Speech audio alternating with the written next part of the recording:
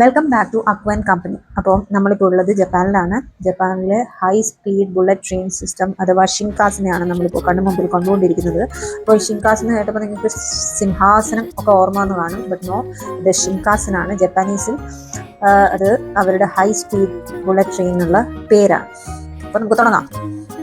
വളരെ അത്ഭുതവും പ്രത്യേകതകളും നിറഞ്ഞ കാഴ്ച തന്നെയാണ് ബുള്ളറ്റ് ട്രെയിൻ നമ്മുടെ കണ്ണിന് മുമ്പിലൂടെ ഇങ്ങനെ പാഞ്ഞു പോകുമ്പോൾ ഒരു മിന്നൽ വെളിച്ചം കണ്ണിന് മുന്നിൽ വന്ന് മിന്നി തെളിഞ്ഞ് മാഞ്ഞു പോകുന്ന അത്രയും സ്പീഡ് അതിങ്ങനെ നമ്മുടെ കണ്ണിൽ നിന്ന് മാഞ്ഞു പോകും. അത്രയും സ്പീഡിലുള്ള ഓരോ മനുഷ്യന്റെ സമയത്തിനും സേഫ്റ്റിയും കൺസിഡർ ചെയ്ത് ജപ്പാൻകാർ നിർമ്മിച്ച ഐക്കോണിക് ബുള്ളറ്റ് ട്രെയിൻ. അപ്പോൾ എന്താണ് ബുള്ളറ്റ് ട്രെയിൻ അല്ലെങ്കിൽ ഷിൻകാസിനെ ഇത്രമാത്രം വ്യത്യസ്തമാക്കുന്നത്? അതിൻ്റെ ഓപ്പറേഷൻസ് ആയാലും അതിൻ്റെ ബിൽഡ് ക്വാളിറ്റിയിലായാലും എന്ന് ചിന്തിക്കുമ്പോൾ അല്ലെങ്കിൽ അറിയാൻ ശ്രമിക്കും നമുക്ക് അറിയാൻ പറ്റുന്ന ഒരു കാര്യമാണ്, ഷിൻകാസിന് എപ്പോഴും ഓടുന്നത് ഡെഡിക്കേറ്റഡ് സ്റ്റാൻഡേർഡ് ഗേജ് ട്രാക്സിലൂടെയാണ്. അതായത് അത് മറ്റുള്ള കൺവെൻഷണൽ റെയിൽവേ ട്രാക്ക് ലൈൻസുമായി എവിടെയും ബന്ധപ്പെടുന്നില്ല. അതായത് ഇത് എവിടെയോ ഇന്റർസെക്റ്റ് ആവുകയോ കൂടിച്ചേരുകയോ അതിൻ്റെ മുകളിലൂടെ പാസ് ചെയ്യുകയോ അങ്ങനെ ഒരു സംഭവമേ ഇവിടെയില്ല. 100% ഗ്രേഡ് സെപ്പറേറ്റഡ് ആണ് ഷിൻകാസൻ ട്രാക്സ്. അതുകൊണ്ട് തന്നെ ഇത് വളരെയധികം സ്പീഡോടുകൂടി വളരെ മികച്ച സേഫ്റ്റി ആൻഡ് പങ്ക്ച്വാലിറ്റിയോടുകൂടി ജപ്പാനിലുടനീളം ഓടിക്കൊണ്ടിരിക്കുന്നു. ലോകത്ത് തന്നെ ഏറ്റവും അധികം ഭൂകമ്പം ഉണ്ടാകാൻ സാധ്യതയുള്ള അല്ലെങ്കിൽ എർത്ത് പ്രോൺ ആയിട്ടുള്ള പ്രദേശങ്ങളിൽ ഒന്നാണ് ജപ്പാൻ. അപ്പോൾ ഇവിടുത്തെ ബുള്ളറ്റ് ട്രെയിൻ സിസ്റ്റവും അങ്ങനെ ഒരു പ്രകൃതി ദുരന്തത്തെ ഏതവസ്ഥയിലും ഫേസ് ചെയ്യാൻ വളരെ പ്രിപ്പയർഡ് ആയിട്ടാണ് ജപ്പാൻകാർ നിർമ്മിച്ചിരിക്കുന്നത്. അതായത് ഈ ഓരോ ഷിൻകാസനിലും അവർ ഒരു ATC സിസ്റ്റം ഘടിപ്പിച്ചിട്ടുണ്ട്. ATC എന്ന് കേൾക്കുമ്പോൾ ചില എയർലൈൻ അല്ലെങ്കിൽ അതിലൊക്കെ വർക്ക് ചെയ്യുന്ന ആൾക്കാർക്ക് ചിലപ്പോൾ എയർ ട്രാഫിക് കൺട്രോളൊക്കെ ഓർമ്മ വരും. പക്ഷെ അതല്ല, ഇവിടെ ഓട്ടോമാറ്റിക് ട്രെയിൻ കൺട്രോൾ എന്നൊരു സിസ്റ്റം അവർക്ക് ഉണ്ട്. അപ്പോൾ ഇതെങ്ങനെയാണ് വർക്ക് ചെയ്യുന്നതെന്ന് ചോദിച്ചു കഴിഞ്ഞാൽ, ഇത് ഓട്ടോമാറ്റിക്കലി ഒരു എർത്ത് ഷിൻകാസൻ ഓടിക്കൊണ്ടിരിക്കുമ്പോൾ നടക്കുകയാണെങ്കിൽ അത് ഡിറ്റക്ട് ചെയ്യുകയും ആ പോയിന്റിൽ തന്നെ ഷിൻകാസനെ ഹോൾട്ട് ചെയ്ത് അതിലെ പാസഞ്ചേഴ്സിന്റെ സേഫ്റ്റി ഉറപ്പുവരുത്തുന്നു. വെറുതെ ഉറപ്പുവരുത്തുന്നു എന്നുള്ള ഒരു ഗിമിക് വേർഡ്സ് മാത്രമല്ല കേട്ടോ.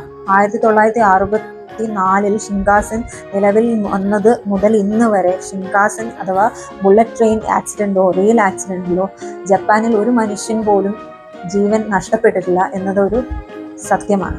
അത് എല്ലാ നാട്ടിലും അങ്ങനെ ആവാനുള്ള ഒരു ഡെവലപ്മെന്റ് അല്ലെങ്കിൽ ടെക്നോളജി പരമായിട്ടും ഡിസിപ്ലിൻ പരമായിട്ടും എല്ലാവരും ആർജിക്കട്ടെ എന്നേ ഈ വലിയ സത്യം അറിഞ്ഞപ്പോൾ എനിക്ക് ആഗ്രഹിക്കാനുള്ളൂ.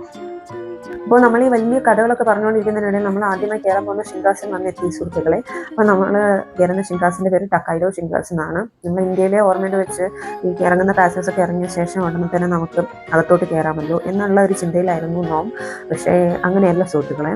ഇവിടെ പാസഞ്ചേഴ്സ് എല്ലാം കമ്പാർട്ട്മെന്റിൽ നിന്ന് ഇറങ്ങിയെന്ന് ഉറപ്പ് വരുത്തിയതിനു ശേഷം ജപ്പാൻ റെയിൽ ഉദ്യോഗസ്ഥർ ക്ലീനിങ്ങും മറ്റുള്ള കാര്യങ്ങളും ചെയ്യുന്ന ഓരോരോ ഉദ്യോഗസ്ഥർ എന്ന നിലയിൽ ഓരോ കമ്പാർട്ട്മെന്റിൽ ഒരാൾ കയറും. അതിനുശേഷം ഗേറ്റ് ക്ലോസ് ചെയ്യും. എന്നിട്ട് അവർ ആ കമ്പാർട്ട്മെന്റിൽ എല്ലാ സീറ്റ്സും എല്ലാ വിൻഡോസും എല്ലാ ഓവർഹെഡ് കമ്പാർട്ട്മെന്റ്സും ടോയ്ലറ്റ്സും എല്ലാം അവർ ക്ലീൻ ചെയ്ത് ഇനി എന്തെങ്കിലും കേടുപാടുകൾ ഉണ്ടെങ്കിൽ അത് കറക്റ്റ് ചെയ്ത് അടുത്ത യാത്രയ്ക്ക് ഓരോ കമ്പാർട്ട്മെന്റും പെർഫെക്റ്റ് ആണെന്ന് ഉറപ്പുവരുത്തി. അതൊക്കെ ചെയ്യുന്നത് എത്ര സമയത്തിനുള്ളിലാണെന്ന് കേട്ടാലാണ് നമ്മളൊന്നും ഞെട്ടാൻ സാധ്യതയുള്ളത്. അതാണ് 7 മിനിറ്റ്സ്, വെറും 7 മിനിറ്റ്. അതുകൊണ്ട് തന്നെ ലോകപ്രശസ്തമായി ഇതിനെ പറയുന്നത് 7 മിനിറ്റ്സ് മിറാക്കിൾ എന്നാണ്. ഇതിന് മിറാക്കിളിൽ കുറഞ്ഞ എന്തെങ്കിലും പറയാൻ പറ്റുമെന്ന് എനിക്കും തോന്നുന്നില്ല. മിറാക്കിളൊക്കെ അവിടെ ഇരിക്കട്ടെ, അത് ട്രെയിനിൻ്റെ അകത്തല്ലേ, പുറത്തെങ്ങനെ വൃത്തിയുണ്ടോ എന്ന് നോക്കിക്കഴിഞ്ഞാൽ അതും പള മിന്നുന്നു. ഇവരെ ഓരോ ദിവസവും ഷിൻകാസൻ സർവീസിന് ഇറങ്ങുന്നതിന് മുന്നേ ഡെയിലി ഇവർ ഈ ബുള്ളറ്റ് ട്രെയിൻസ് എല്ലാം രാവിലെ കഴുകി വൃത്തിയാക്കി തുടച്ചതിന് ശേഷമാണ് സർവീസിന് ഇറക്കുന്നതെന്ന് കേട്ടപ്പോൾ നിങ്ങളൊന്നും ഞെട്ടിയോ? ഞാൻ ഞെട്ടി. അകത്ത് അപ്പോഴും തകൃതിയായിട്ട് ട്രെയിനിലെ ഓരോ സീറ്റ്സും നിലവും ജനലും ഒക്കെ വൃത്തിയാക്കുകയും റിപ്പയർസ് ഉണ്ടോ എന്ന് വെരിഫൈ ചെയ്യുകയും അതുണ്ടെങ്കിൽ അത് അപ്പം തന്നെ ചെയ്തു തീർക്കുകയും, പിന്നെ വേറൊരു കാര്യം എന്താണെന്ന് വെച്ചാൽ ഒസാക്കയിൽ നിന്ന് ടോക്കിയോയിലോട്ട് വരുന്ന ട്രെയിനിൻ്റെ എല്ലാ സീറ്റ്സും ടോക്കിയോനെ ഡയറക്ഷനിലായിരിക്കും. അതേപോലെ തന്നെ ടോക്കിയോയിൽ നിന്ന് ഒസാക്കയിലോട്ട് പോകുമ്പോൾ ആ ഡയറക്ഷനിലോട്ട് സീറ്റുകൾ തിരിച്ചു വയ്ക്കുകയും ചെയ്യും. അത്രയും കൺസിഡറേറ്റീവ് ആണ് ജപ്പാൻ റെയിൽ സിസ്റ്റം അല്ലെങ്കിൽ ബുള്ളറ്റ് ട്രെയിൻ നമ്മളോട് എന്ന് എനിക്ക് തോന്നി. കാര്യം നാട്ടിൽ എനിക്ക് തിരിഞ്ഞ് ഓടുന്ന ട്രെയിനിൻ്റെ ഓപ്പോസിറ്റൊക്കെ ഇരുന്ന് എനിക്ക് തലകറക്കും ഛർദിയൊക്കെ വരുന്ന ഒരു പ്രശ്നം ഉണ്ടായിരുന്നു ചെറുപ്പത്തിൽ. ഇവിടെ ആയിരുന്നെങ്കിൽ അത് ഉണ്ടാവില്ലായിരുന്നു. ഞാനത് തമാശയ്ക്ക് പറഞ്ഞതാണെങ്കിൽ കൂടെ അത്രയും കോമൺ ആയിട്ടുള്ള നിത്യജീവിതത്തിലെ കാര്യങ്ങളെല്ലാം കൺസിഡർ ചെയ്തുകൊണ്ടാണ് പലതരം സിസ്റ്റംസും പ്രോഡക്ട്സും ജപ്പാൻകാർ നിർമ്മിച്ചിരിക്കുന്നതെന്ന് ജപ്പാനിൽ വന്ന് അത് നോക്കി കണ്ടപ്പോൾ എനിക്ക് തോന്നുകയുണ്ടായി.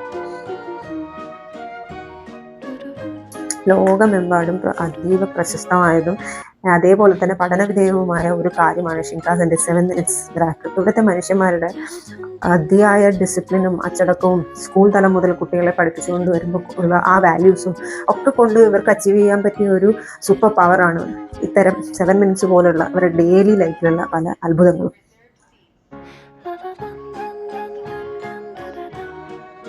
ഇപ്പോൾ ഷിൻകാസിനെ പറ്റി പറയുമ്പോൾ പറയാതിരിക്കാൻ പറ്റാത്തൊരു കാര്യം ആണ് ഷിൻകാസിന്റെ പങ്ക്ച്വാലിറ്റി. 1964 1964 നിലവിൽ വന്ന ഷിൻകാസൻ റെക്കോർഡഡ് ഡിലേസ്, അതായത് ഇതുവരെ ഉണ്ടായ ഡിലേസിന്റെ ഹിസ്റ്ററി പരിശോധിക്കുമ്പോൾ ഇന്നേ വരെ 1 സെക്കൻഡ് പൂർണ്ണമായി ഡിലേ ആയ ചരിത്രമില്ല ഷിൻകാസന്. നിങ്ങൾ ഞെട്ടിയോ എന്ന് എനിക്ക് അറിഞ്ഞൂടാ, ഞാൻ വളരെയധികം ഞെട്ടി. അതായത് മൈക്രോ സെക്കൻഡ്സിൽ റെക്കോർഡ് ചെയ്ത ഡിലേസ് അല്ലാതെ അതിൽ കൂടുതൽ ഒരു പൂർണ്ണമായി 1 സെക്കൻഡ് ഡിലേ ആയ ഷിൻകാസൻ സർവീസ് ഇല്ല തന്നെ. ഓരോ അഹങ്കാരങ്ങളെ ഇതാ നമ്മൾ ഈ കഥയൊക്കെ പറയുന്നതിനിടയിൽ നമുക്ക് ആദ്യമായി കയറാനുള്ള ടക്കൈഡോ ഷിൻകാസൻ ഫ്രം ടോക്കിയോ ടു ഒസാക്ക ഇതാ വന്നിരിക്കുകയാണ്. ലോകത്ത് തന്നെ ഏറ്റവും കൂടുതൽ ക്യൂ നിൽക്കാൻ തൽപരരായ ജനതയാണ് ജപ്പാൻകാരെന്ന് അറിയാമല്ലോ. അപ്പോൾ അവരെ കണ്ട് നമ്മൾ അവരെ മിമിക് ചെയ്യാൻ മാക്സിമം ശ്രമിക്കുന്നുണ്ട്. എന്നാലും ഇങ്ങനത്തെ ട്രെയിനിൽ കയറുക അങ്ങനെയൊക്കെ വരുമ്പോൾ നമുക്ക് ഉള്ളിലുള്ള ഇന്ത്യക്കാരൻ ചെറുതായിട്ടൊന്ന് പുറത്തു വരും. എന്നാലും മാക്സിമം കൺട്രോൾ ചെയ്യുന്നുണ്ട്. ഓക്കെ, ഈ നമ്മൾ കയറുന്നത് ജനറൽ ക്ലാസ് ആണ്, പ്രീമിയം ക്ലാസ്. അങ്ങനെ 2 ക്ലാസ് ഷിൻകാസനിലുള്ളൂ. അതിൽ സ്പേസിൻ്റെയും സർവീസസിൻ്റെയും ചെറിയൊരു ഡിഫറൻസ് മാത്രമാണ് 2 ക്ലാസ്സുകളും തമ്മിലുള്ളത്. ഈ ജനറൽ ക്ലാസ്സിലത് പോലും കാണുന്ന ഫെസിലിറ്റീസ് അല്ലെങ്കിൽ വൃത്തി, അല്ലെങ്കിൽ നമ്മൾ ഈ ലഗേജ് വെക്കാനുള്ള സ്പേസ് ആവട്ടെ, ലെഗ് സ്പേസ് ആവട്ടെ, ഇതൊക്കെ വളരെ ഇംപ്രസീവ് ആണ്. നിങ്ങൾക്ക് തന്നെ കാണുമ്പോഴറിയാം, it almost looks like an aircraft interior. അതുപോലെ അല്ലെങ്കിൽ അതിനേക്കാളും മികച്ച സീറ്റിംഗ് ഫെസിലിറ്റീസ് ആൻഡ് കംഫർട്ടാണ് അവർ ഷിൻകാസനകത്ത് ഒരുക്കിയിരിക്കുന്നത്. അപ്പോൾ നമ്മളെ സീറ്റൊക്കെ കണ്ടുപിടിച്ചിരിക്കട്ടെ, എന്നിട്ട് ഞാനിങ്ങനെ ബാക്കി കഥയും കൂടെ തള്ളാം. ബുള്ളറ്റ് ട്രെയിൻ സിസ്റ്റം വളരെ എഫിഷ്യൻറ്റ് മോഡ് ഓഫ് ട്രാൻസ്പോർട്ട് ആണെന്ന് സംബന്ധിക്കുമ്പോഴും വളരെ എക്സ്പെൻസീവ് ആയിട്ടുള്ള ഒരു മോഡ് ഓഫ് ട്രാൻസ്പോർട്ട് തന്നെയാണ്. കാരണം നമ്മൾ ഓരോ സിറ്റിയിൽ നിന്ന് വേറൊരു സിറ്റിയിലേക്ക് പോകുന്ന യാത്രകൾക്ക് സെപ്പറേറ്റ് ടിക്കറ്റ് എടുക്കുകയാണെങ്കിൽ അത്യാവശ്യം വളരെ അധികം എമൗണ്ട് നമ്മുടെ കയ്യിൽ നിന്ന് അതിനായി നമ്മൾ ചിലവഴിക്കേണ്ടി വരും. എന്നാൽ ജപ്പാൻ റെയിൽവേ ടൂറിസ്റ്റുകളായിട്ടുള്ള നമ്മളെ പോലുള്ള മനുഷ്യന്മാർക്ക് വേണ്ടി ഒരു ഫെസിലിറ്റി ഓഫർ ചെയ്തിട്ടുണ്ട്. അതാണ് JR പാസ്. അപ്പോൾ ഈ JR pass 7 days 15 days validity ഉള്ളതാണ്. അപ്പോൾ ആ അത്രയും വാലിഡിറ്റിയിൽ ഉള്ള ദിവസങ്ങൾക്കനുസരിച്ച് നമ്മുടെ സിറ്റിയിൽ നിന്ന് സിറ്റിയിലേക്കുള്ള യാത്രയൊക്കെ പ്ലാൻ ചെയ്യുകയാണെങ്കിൽ ആ പാസിൻ്റെ എമൗണ്ടിൽ തന്നെ എത്ര യാത്രകൾ വേണമെങ്കിൽ നമുക്ക് ചെയ്യാവുന്നതാണ്. അങ്ങനെ നമ്മുടെ ഈ ചെലവ് ഗണ്യമായി കുറയ്ക്കാനും സാധിക്കും. അപ്പോൾ ജപ്പാൻ റെയിൽവേ ടൂറിസ്റ്റുകൾക്കായി അനുഗ്രഹിച്ച് നൽകിയ JR പാസിനെ പറ്റിയുള്ള കൂടുതൽ വിവരങ്ങൾ, നിങ്ങൾ അത് പർച്ചേസ് ചെയ്യാനുള്ള ലിങ്കൊക്കെ ഞാൻ ഡിസ്ക്രിപ്ഷനിൽ പ്രത്യേകം ഇടുന്നതായിരിക്കും. ഒരു അത്ഭുതം നിറഞ്ഞ കാഴ്ചയും അനുഭവം തന്നെയാണ് ബുള്ളറ്റ് ട്രെയിൻ. 1964 ടോക്കിയോ ഒളിമ്പിക്സ് തുടങ്ങുന്നതിന് 9 ദിവസം മുമ്പാണ് ഈ ഷിൻകാസൻ ബുള്ളറ്റ് ട്രെയിൻ സർവീസ് ജപ്പാൻ തുടങ്ങി വെക്കുന്നത്. അത് തുടങ്ങുന്ന ആ കാലഘട്ടത്തിൽ ഇതായിരുന്നു ലോകത്ത് വെച്ച് ഏറ്റവും സ്പീഡുള്ള റെയിൽവേ സിസ്റ്റം. അപ്പോൾ ഇന്നത് ചൈനയ്ക്ക് സ്വന്തമാണ്. എന്നാലും ജപ്പാനിലെ ബുള്ളറ്റ് ട്രെയിൻ ഷിൻകാസൻ ഒട്ടും പുറകിലല്ല, ചൈനയുടെ പുറകിലായി എന്നിരുന്നാലും. മാത്രവുമല്ല, ജപ്പാൻ ചൈനയുടെ ഇന്നത്തെ ഹൈ സ്പീഡ് ട്രെയിനിനെ വെല്ലുന്ന പുതിയ ഷിൻകാസൻ ലൈൻസ് താമസിയാതെ തന്നെ തുറക്കാൻ പോകുന്നു എന്നൊക്കെ ഇവിടെ നിന്ന് അറിയാനും സാധിക്കുകയുണ്ടായി. അപ്പോൾ അവരവരുടെ ടെക്നോളജി ആൻഡ് സർവീസസ് മികച്ചതാക്കിക്കൊണ്ടേയിരിക്കുകയാണ്. അന്ന് തുടങ്ങുമ്പോൾ 280 km/h ഒരു ഷിൻകാസൻ ഓടിയിരുന്നതെങ്കിൽ ഇന്ന് അത് 320 km/h സ്പീഡിലോടുന്ന ഷിൻകാസൻ പോലും ഉണ്ട് ജപ്പാനിൽ. ഷിൻകാസൻ ഒരു സ്റ്റേഷനിൽ നിന്ന് യാത്ര തുടങ്ങുമ്പോൾ ഡോർ ക്ലോസ് ചെയ്ത് ഒരു സോഫ്റ്റ് മ്യൂസിക്കോടുകൂടി പതിയെ മുന്നോട്ട് ഒരു പറവയെ പോലെ അങ്ങ് പറക്കുകയാണ് ഹൈ സ്പീഡിലേക്ക്. അല്ലാതെ ഒരു കുലുക്കമോ ഞെട്ടലോ ഒന്നും നമുക്ക് തോന്നുകയില്ല. ഈ പോകുന്നതാണ് നമ്മുടെ ടിക്കറ്റ് ചെക്ക് ചെയ്യാൻ വരുന്നതാണെന്ന് തെറ്റിദ്ധരിച്ചെങ്കിൽ ഇല്ല, ഇവിടെ അങ്ങനത്തെ ഒരു കലാപരിപാടിയേ ഇല്ല. വന്ന് ഇന്ന കമ്പാർട്ട്മെന്റിലാണ് ഞാൻ ഇരിക്കുന്നത്, നിങ്ങൾക്ക് എന്തെങ്കിലും കംപ്ലൈന്റ് ഉണ്ടെങ്കിൽ അവിടെ വന്ന് കണ്ടാൽ മതി എന്ന് പറഞ്ഞ് ഗോ ചെയ്ത് പോകുന്നതാണ് നമ്മളിപ്പോൾ കണ്ടത്.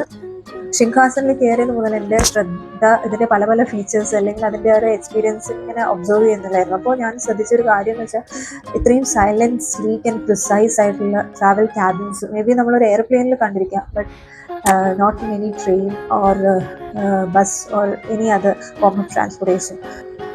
പിന്നെ എടുത്തു പറയേണ്ട ഒന്ന്, ഷിൻകാസനിൽ ഇരുന്നുകൊണ്ട് ജനലിലൂടെ മിന്നി മറിഞ്ഞു പോകുന്ന കാഴ്ചകളാണ്. പലതരം പെയിന്റിങ്സ് പോലെ തോന്നുന്ന ഗ്രാമഭംഗി, ജപ്പാനീസ് ഗ്രാമഭംഗികൾ മുതൽ നമുക്ക് കാണാൻ സാധിക്കുന്ന പലതിലൊന്നാണ് ഇപ്പോൾ ഞാൻ എൻ്റെ ആശാനും കൂടെ കാണാൻ ഇനി കാത്തിരിക്കുന്ന മൗണ്ട് ഫുജി. അപ്പോൾ മൗണ്ട് ഫുജി ടൊക്കൈഡോ ഷിൻകാസനിൽ നമ്മൾ ടോക്കിയോ നിന്ന് ക്യോട്ടോയിലോട്ട് യാത്ര ചെയ്യുമ്പോൾ നമ്മൾ റൈറ്റ് സൈഡിലിരിക്കുമ്പോൾ നമുക്ക് കൃത്യമായിട്ട് മൗണ്ട് ഫുജിയെ ഷിൻകാസനിൽ ബുള്ളറ്റ് ട്രെയിൻ ഇരുന്നുകൊണ്ട് കാണാൻ പറ്റും.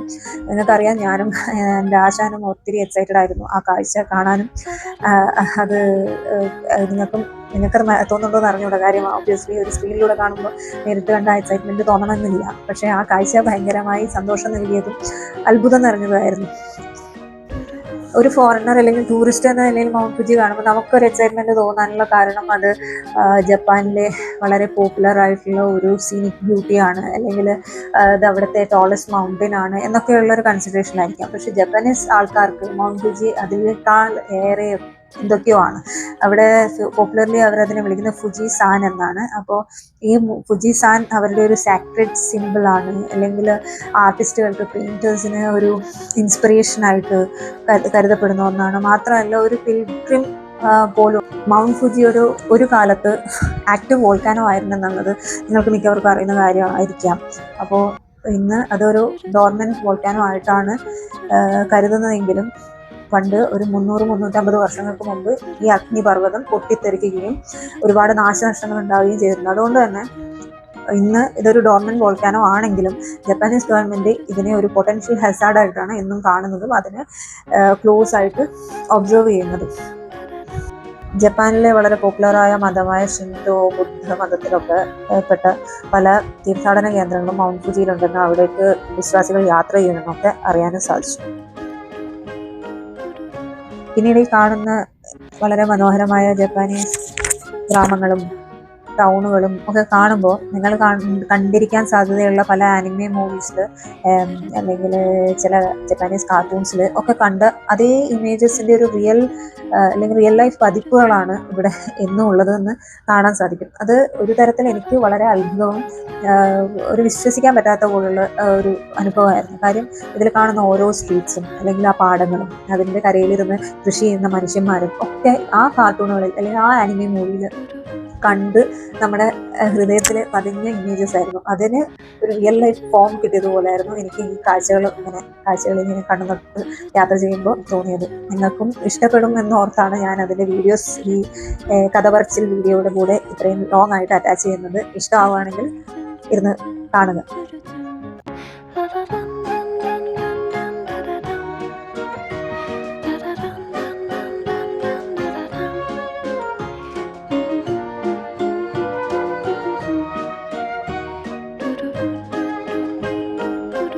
ഈ യാത്രയിലുടനീളം ഈ കാഴ്ചകൾ കണ്ടുകൊണ്ടിരിക്കുമ്പോൾ ഞാൻ ചിന്തിച്ച ഒരേ ഒരു കാര്യം, ഈ കാഴ്ചകളൊന്നും ഇത് ആദ്യമായിട്ടല്ലോ ഞാൻ ഈ കാണുന്നത്, അല്ലെങ്കിൽ ഇത് ഞാൻ എവിടെയൊക്കെ മുന്നേ കണ്ടിട്ടുണ്ടല്ലോ എന്നൊക്കെ ഓർത്തു പോയിട്ടുണ്ട്. അത് ജിബ്ലി മൂവീസിലാണ് അല്ലെങ്കിൽ ചില ആനിമയ കാർട്ടൂൺസിലാണ് എന്നതായിരുന്നു വാസ്തവം. കാര്യം അതിൽ നിങ്ങൾ കണ്ടവരുണ്ടെങ്കിൽ, അല്ലെങ്കിൽ ജിബ്ലി മൂവി ഫാൻസ് ആണ് ഇത് കാണുന്നതെങ്കിൽ അവർക്കറിയാം from up on Poppy Hills, അല്ലെങ്കിൽ മൈ നെയ്ബർ ടൊട്ടോറോ, ഓണിയോ എന്നീ ജിബ്ലി മൂവീസിൽ നമ്മൾ കണ്ടു മറന്ന കാഴ്ചകൾ ഇങ്ങനെ നമ്മുടെ കണ്ണിൽ മുന്നിലൂടെ പാസ് ചെയ്ത് പോകുന്ന പോലെ തോന്നുമായിരുന്നു എനിക്ക്.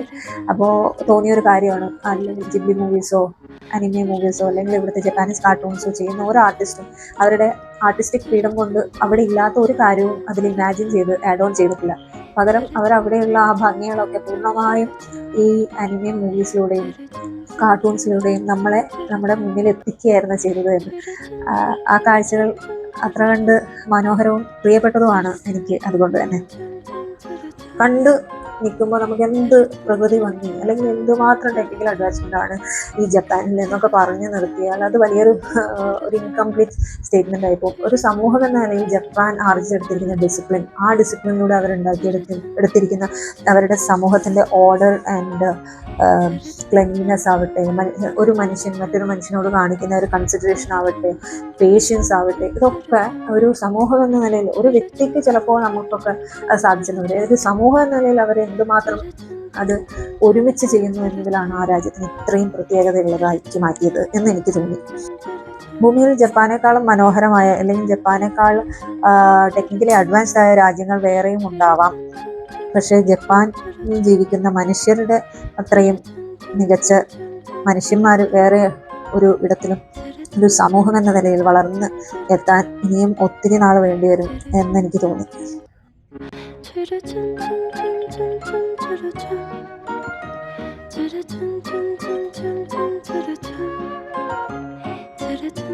യാത്രയുടെ സന്തോഷവും കാഴ്ചകളും ഉറക്കവും ഒക്കെ തട്ടിക്കുടഞ്ഞ് നമ്മൾ ഇറങ്ങാനായ സ്റ്റേഷൻ എത്തിയിരിക്കുകയാണ്. അപ്പോൾ നമ്മൾ പതിയെ പതിയെ ഇറങ്ങാൻ പോവുകയാണ്.